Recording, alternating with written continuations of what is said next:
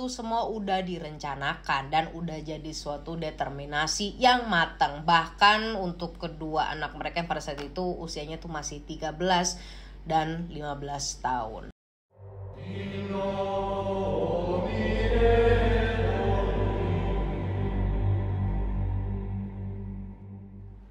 Hey guys, Vigets, apa kabar? How are you hari ini? Welcome back to Paranormal. In today's video, buat kalian yang udah jarang lah ya nonton berita, don't worry, cause I got you. Padahal gue juga jarang sih nonton berita, gue cuma ngeliatnya di Twitter. And you all know that in Twitter, everybody and their mama, video yang mereka tayangin tuh eksplisit. Masalah kayak pembunuhan atau kayak ada kasus-kasus yang ngeri gitu. Mereka tuh ada videonya dan gak difilter. And yes, ini adalah salah satu pembahasan yang gue temuin di social media X or Twitter. Bukan dari berita langsung di TV, cause your girl don't even watch TV. But anyways, enough about me. Kalian udah lihat sendiri di judul di thumbnail. Jadi begini, buat yang belum sempat dengar atau baca beritanya lah ya. Pada tanggal 9 Maret 2024 kemarin, so it's still recent, di daerah Jakarta Utara, tepatnya di apartemen, I do not want to say it karena gue takut di-sue. Jadi lu lihat sendiri lah artikelnya yang udah gue taruh di description, dan disitulah apartemennya. Anyways, jadi ada kejadian nih, satu keluarga 4 member, yaitu bapak, ibu, dan 2 anaknya ini, yang pada saat itu secara tiba-tiba loncat dari lantai 22 rooftop gedung apartemen tersebut. Bener-bener satu serk gitu loh, ngerti gak sih maksud gue? Bukan satu persatu, tapi 4-4 kayak bener-bener gitu loh. I didn't wanna show the video here, jadi gue kasih lihat screenshotnya aja, full videonya ada description aja lah, kalian lihat sendiri. Kejadian ini udah pasti bikin kaget dan menghebohkan sebagian besar orang-orang yang ada di sana pada saat itu. Matter of fact, orang pertama yang ngeliat secara langsung justru keempat orang keluarga itu adalah salah satu security yang lagi bertugas. Nah, di tengah-tengah security ini lagi jaga, dia dikagetkan lah sama suara dentuman yang kencang atau benturan yang kencang. Begitu dia melihat keluar ke arah lobby, udah tuh tergeletak 4 jasad keluarga tersebut. Gimana itu kronologi awalnya dan apa motif mereka sampai berani melakukan hal semacam itu? Mari kita kulik bersama kasus keluarga apartemen di lantai 22. Let's go.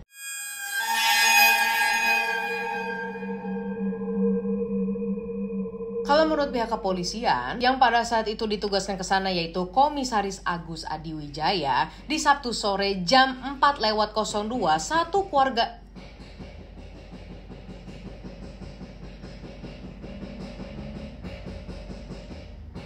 ya hanya di YouTube channel Sasha Marisa doang yang tiap hari everlasting pembangunan. Gua pindah ke Inggris pun nanti pasti ada suara lagi ada nukang. Gua pindah ke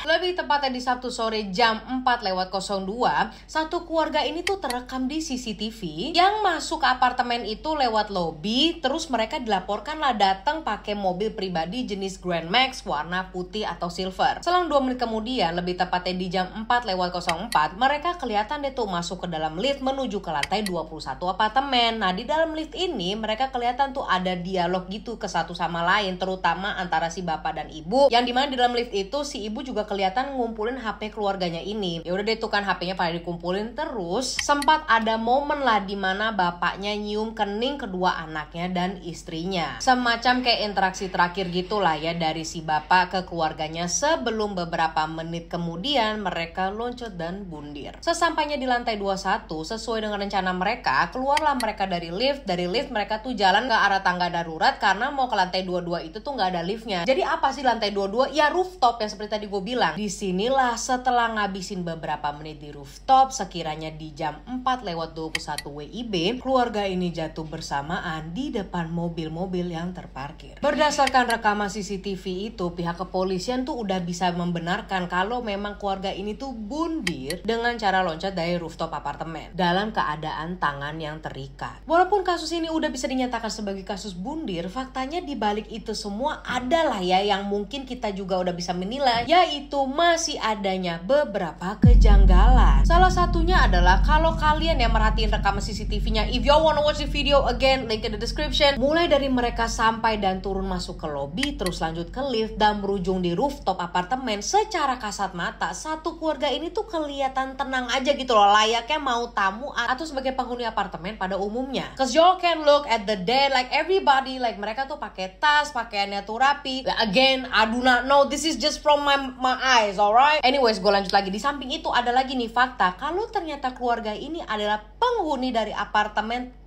gue hampir sebut nama apartemennya, sorry. Dan yes, berdasarkan kesaksian dari salah satu saksi ya, yang di sini inisialnya A, si A ini tuh kenal memang sama keluarga ini, dan dia bilang kalau keluarga ini sudah meninggalkan apartemen itu sejak tahun lalu. So, ingat ya, jadi mereka itu penghuni tapi setahun yang lalu, and then they move. Nah, di hari yang sama, pada malam harinya, keempat jasad keluarga ini dievakuasi lah ke rumah sakit Cipto. And yes, the autopsy, kondisinya itu parah, bagian kepala patah, tangan dan kaki ya di bagian palanya buyar. Nah, with that being said, kejanggalan kasus ini nggak lepas dari opini dan tanggapan dari para ahli yang udah pasti punya keinginan lah ya buat mencari tahu nih dan membongkar kasus ini. Salah satunya adalah Profesor Adrianus Meliala, yaitu ahli kriminolog dari UI. Nah, berdasarkan fakta-fakta yang udah disebutin sebelumnya, beginilah kira-kira rangkuman tanggapan beliau. I'm gonna read it to you. Dan tanda kutip, ada pembunuhan yang bersifat altruistik. Aduh, I don't know what that is, yo, altruistik. Atau maksudnya adalah kelompok atau individu yang punya keinginan untuk bundir. Bisa dibilang juga mereka ini sukarela dengan maksud mau memenuhi satu tujuan tertentu. Ada juga fenomena suicide for purpose yang menurut beliau akhir-akhir ini sedang meningkat. You know, apalagi sekarang udah ada pinjol and stuff like that. Anyways, gue balik lagi omongannya beliau, Profesor Adrianus Meliala, yaitu bunuh diri dengan alasan atau tujuan untuk menghindarlah dari tekanan ekonomi. That's what I say. Fenomena ini bisa dilakukan dengan banyak cara. Salah satunya ya kasus ini, bunuh dengan cara loncat dari ketinggian. So, Profesor, gue kira si profesor ini punya teori sendiri gitu ya, yang bukan bundir. Ternyata gue balik lagi nih ya, apalagi emang bisa dilihat ya dari rekaman CCTV kan tuh ya, pergerakan mereka ini bisa dibilang cepet loh. Gini deh, mulai dari datang terus masuk lift dan sampai ke rooftop itu kan tadi sempat ada detail lah ya, jam-jamnya tuh berapa. Kalau dihitung-hitung semua nggak makan waktu banyak, alias nggak lebih dari 20 menit loh. Selain itu ada juga deh alasan atau motif yang didasari dari kondisi mental dan psikologis korban. Nah, kalau yang satu ini ada narasumbernya, yaitu Nathaniel Semampo, ketua APSI4. Oh my gosh, rumah gue berisik banget ya Tuhan. Ketua APSI4, yaitu Asosiasi Psikologi Forensik Indonesia. Kalau menurut beliau, jasad korban ini nggak cuma bakal diotopsi secara fisik, tetapi juga akan diotopsi secara psikologis. I did not know that y'all can do that. Gimana itu caranya? Gue baru tahu loh kalau misalnya mayat aja bisa dicek psikologinya. Mungkin dari neuro, you know, from the brain. Katanya kita tuh bisa tahu tuh apa sih yang dipikirin sama masing-masing member keluarga sebelum akhirnya mereka loncat. Bahkan dari autopsi psikologis ini kita juga bisa tahu siapa sih sebenarnya yang jadi pengambil keputusan atau pencetus dari kejadian ini.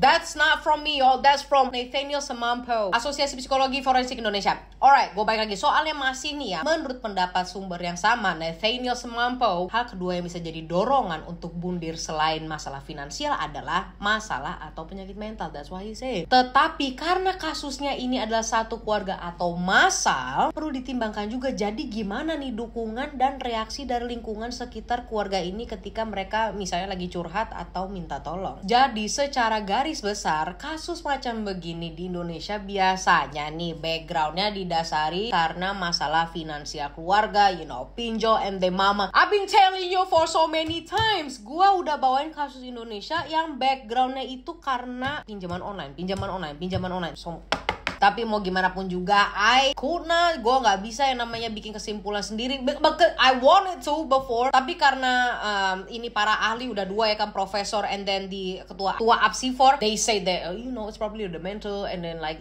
gangguan jiwa, financial, economic. That's what they say, not me. Tapi nih kalau misalnya gue pengen sok tahu, this is my theory. Just take it or leave it, okay? Menurut gue ini bukan bundir. Menurut gue ini pembunuhan sih. Lo kalau misalnya nyari nih ya di Twitter dan di X, CCTV-nya itu sebenarnya nggak selengkap yang apa mereka kasih tahu di artikel. Tapi itu kamera yang ngeliatin mereka lagi loncat ke parkiran itu kayak dari nyamping gitu loh. So like it's not the whole picture there. Kayak nggak kelihatan ya empat-empatnya brek gitu loh. Karena kameranya itu kayak kepotong atau memang angle-nya tuh it's just not the whole picture there. Nggak kelihatan semua. Terus bapaknya bawa tas, dan masa iya sih seorang Oke, sorry, kalimatnya gue benerin lagi biar nggak kelihatan sok tahu. You know the children, mereka kan umurnya 13 sama 15 tahun dalam keadaan tangan yang terikat. masih banyak lah yang belum terjawab lah ya dari rekaman CCTV itu aja soalnya. Apa yang gue mention di atas itu masih sebuah teori lah ya dan perkiraan, alias belum benar-benar terbukti. Makanya tuh beberapa ahli aja they still have the theories di Twitter. Kalau kalian lihat threadnya nih ya, ada juga yang bilang cuma berdasarkan rekaman CCTV itu aja bapaknya telah terhipnotis, kena pengaruh terhipnotis. That is not from me. Bisa gak sih hipnotis sekuat itu? Oke, menurut kalian gimana? Teori mana yang paling kalian percaya dan masuk akal? I would say 99% orang di luar sana pada percayanya karena kelibatan finansial dan ya udah ngajak keluarganya untuk bundir bareng-bareng. Personally, gue yang 1%. Yang dimana gue gak percaya itu. Drop in the comment karena gue pengen tahu. Siapa tahu kalian punya teori yang berbeda gitu, atau informasi yang baru. Drop in the comment, I'll be appreciated. And I will see you when I see you. Goodbye and I love you guys.